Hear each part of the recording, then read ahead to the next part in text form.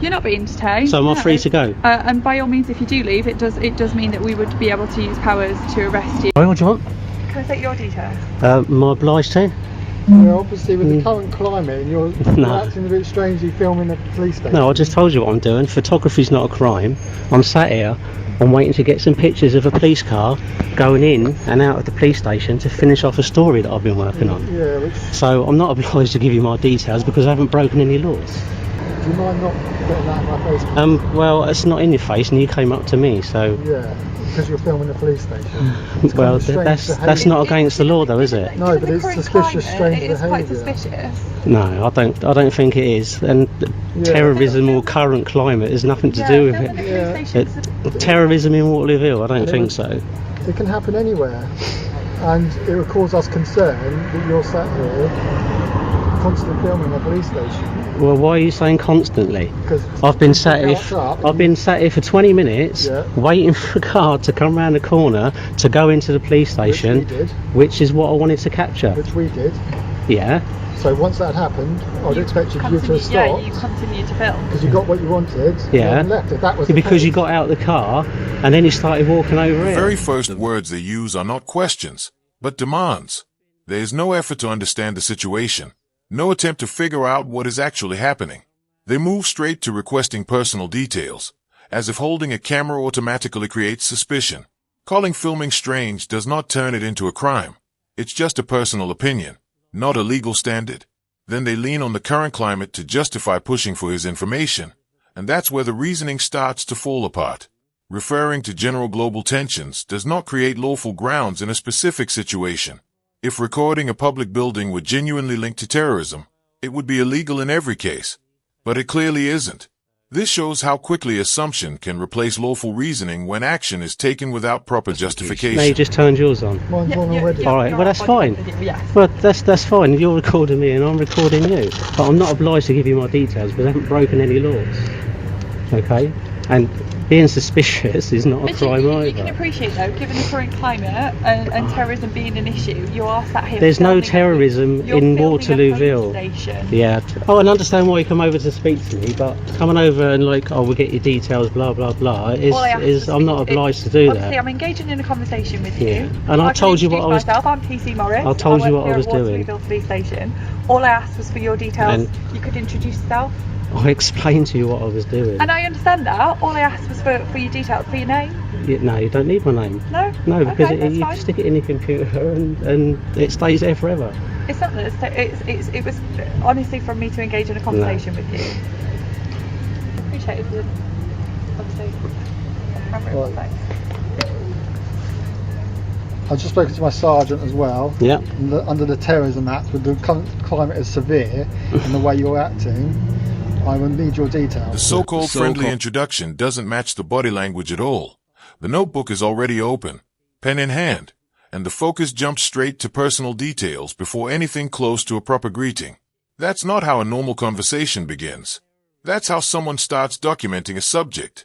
The explanation feels like it's been shaped afterward to soften how the interaction comes across on camera. Then the situation escalates further instead of being grounded in clear facts. The other officer steps away to consult a sergeant and returns with talk of terrorism powers. That shift changes everything. When officers on the ground can't clearly explain their actions, escalation becomes the default response. And when a supervising officer supports that kind of stretch, it points to a deeper, more systemic problem in the approach itself. I'm not obliged to give you my details because I haven't broken the law. Recording equipment if you are filming the police station under the current climate severe. Okay. That's not. No, it's not. That's anyone watching your videos. You can't seize my equipment. Anyone watching your videos that you are currently say you're live streaming. Yeah. Will probably agree that under terrorism at the moment, with the risk as it is. Now this is live streaming because if you take my phone, it's not on my phone. I'm explaining to you. I'm explaining to you the reasons why I'm speaking to you, and all I am requesting for is your details. I'm not going to. I'm not obliged to give. I've not broken no laws. If you don't give us your details, it gives us grounds to arrest. No, it's not. No, it's not. That's unlawful arrest. No, that is unlawful arrest. Failure to give a name. I've not broken no laws, so that would be an unlawful arrest. Under the Terrorism Act, I'm requiring your name and address because of your behaviour. At this stage, the reasoning turns completely upside down.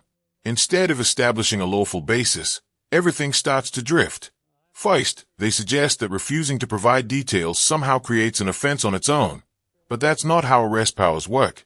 A refusal does not generate legal grounds out of thin air. Those grounds have to exist independently from the start.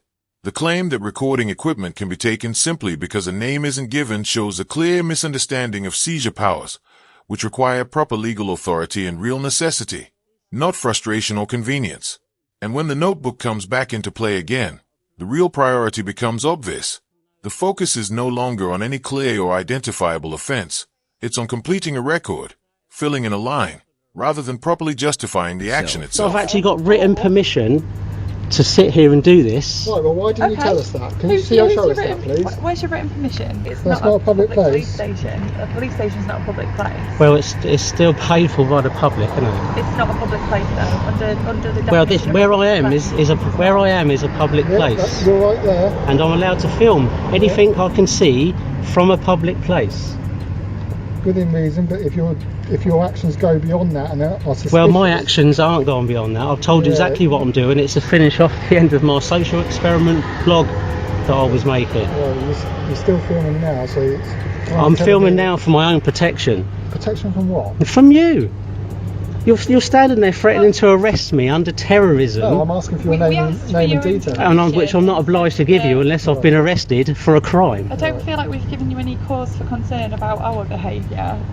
Well, he's threatening to arrest me under the He's not Terrorism threatening Act, which to you couldn't arrest even you. quote to me. He's not threatening I'm not going to quote every part of the law. You're telling me I don't by me memorise not the giving law you my word for word. details. That's not my job. You told me me not giving you my details is an arrestable offence, It which it speaks is. volumes that Pino Aki is the one presenting written legislation, while the officers rely on memory and assumption. When he hands over the exact wording, that should be the moment the interaction resets, because clear text removes guesswork and anchors everything in fact. Instead, one officer tries to shift the ground completely by claiming the station is not a public place. But the key issue isn't who funds the building, it's where he is standing. Pino Aki is on land that the public can freely access, and that distinction is critical.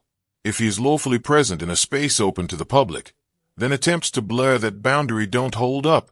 Then comes the remark that quoting the law is not his responsibility. And that statement exposes the whole dynamic. When officers use statutory powers, understanding them and clearly explaining them isn't optional. It's a fundamental part of the role, and it can't just be brushed aside. Which it isn't. Which is what you've just I am perfectly entitled to sit here and film a police station from a public space.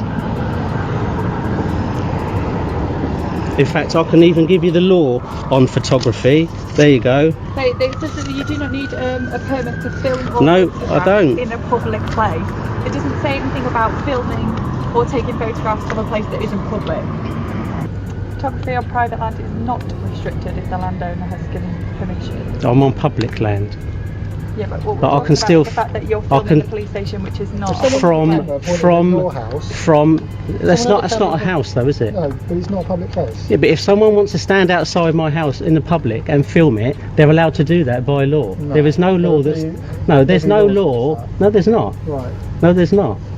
After there's permission from one of the bosses in there. I don't need permission to film the police station from a public No, as I space. said, my suspicions are about your behaviour. It's all very strange.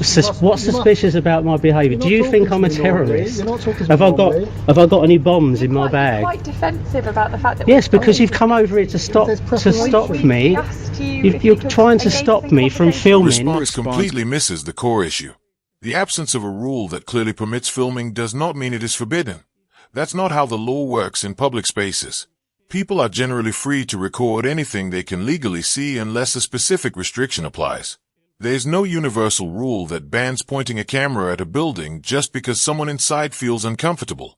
When that argument falls apart, the focus shifts to behavior, as if standing firm or asking for clarity somehow turns lawful activity into suspicion. But being confident is not an offense. Asking questions is not obstruction. Trying to frame calm behavior as defensive is just another way of turning discomfort into a weak justification, and pushing a narrative that simply doesn't hold under proper legal reasoning. And finishing my blog. You wouldn't even provide me an Well, that's because I don't need All to. this amounts Because I'm not obliged to give you my name, that's You're why. not obliged. Well, However, exactly. when I approached you to engage in a conversation, and you were quite defensive. I actually didn't and want a to ask conversation. questions. If you had just gone into the police station, I would have left because I got the footage that I wanted. Yeah, but you can understand that obviously, given the fact that you're sat here filming a police station, it's quite concerning for us. Why? For officer safety. What am I going to do? You're What about to officer safety? publish a video showing the registration plate of police cars in a police station. They're in public all day, every single day. Police cars. There's no privacy in public. That's why there's CCTV cameras, millions of them all around the country. I don't think your colleague really should stand there and threaten to take away my camera equipment. He didn't threaten to take Yes, he away did. your camera equipment. Yes, he did. It's on He camera. stated. It's a When threat. one officer finally admits he has acted within his rights, it should have been the clear end of the interaction. Instead, the reasoning shifts again, this time leaning on officer safety and the claim that recording vehicle plates is somehow a threat. That argument doesn't hold up. Police vehicles travel on public roads where their registration plates are visible to anyone driving behind them, parked nearby, or simply walking past. A registration plate isn't hidden data. It's a public identifier designed to be seen. You can't suddenly redefine something that is openly displayed every day as sensitive information just because it's captured on camera. This shift shows another attempt to justify continued action, even after the lawful basis has already fallen away. You're trying to scare me into, I don't want my phone to be taken.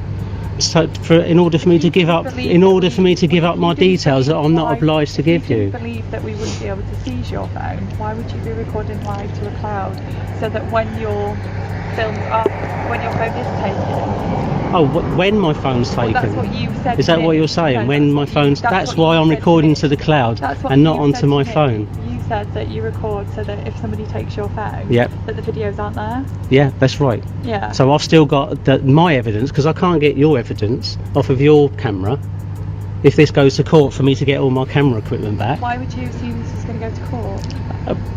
Because if you're going to take my camera equipment, then it's going to go to court, isn't it? Why would you assume we were going to take? Because you would have unlawfully arrested me and unlawfully taken my camera equipment. You're trying to scare me into giving you my details that I'm not obliged to give you. I'm not obliged to give you my details. Well, I don't need to account. I'm sat here doing something perfectly lawful. Calling it a stop an account after everything has already happened does not fix the situation. That approach is meant for brief, voluntary interactions where an officer notes what someone chooses to say. It is not a tool to demand personal details, and it does not come with compulsory powers. If there was nothing clear for him to explain from the start, then applying that label afterwards does not create a lawful basis out of nothing. The mention of court highlights the issue even more. When it is pointed out that arrest and seizure must stand up to judicial scrutiny, that should be the standard, not something unexpected. The hesitation that follows suggests those consequences were never fully considered. Once detention or confiscation is introduced, the situation moves beyond the street and into a space where every action must be properly justified and able to withstand legal review. The Terrorism Act and threaten and trying to intimidate me. Giving their details is a necessity that we can use for an arrest. By making me think he's going to take away my camera equipment. He didn't say that it was a threat that he was going to arrest you at all. Okay. Am I being detained? Sorry? Am I being detained? No, it's merely a stop and count. I mean, if you do leave, obviously we do have powers. Are you going to use those powers if I leave then? Because you just said I'm not being detained, so I'm free to go. You're not being detained. So am I free to go? And by all means, if you do leave, it does mean that we would be able to use powers to arrest you on the grounds of suspicion of an offence. What offence? My colleague is speaking to my sergeant at the moment. So am I free to go? That's obviously your decision. And I'm not being detained? That's obviously your decision. And I'm free to leave? Am I free to leave? What's that mean? As I've just explained to you, it's a stop and account. Have I broken any laws? At the moment, you are filming a police station. That's not breaking the law. Which is why me and my colleague came over to speak to you. That's not breaking the law, though, is it? As I explained to you, my colleague has basically gone to speak to my sergeant to discuss. Right. Are you detaining me here?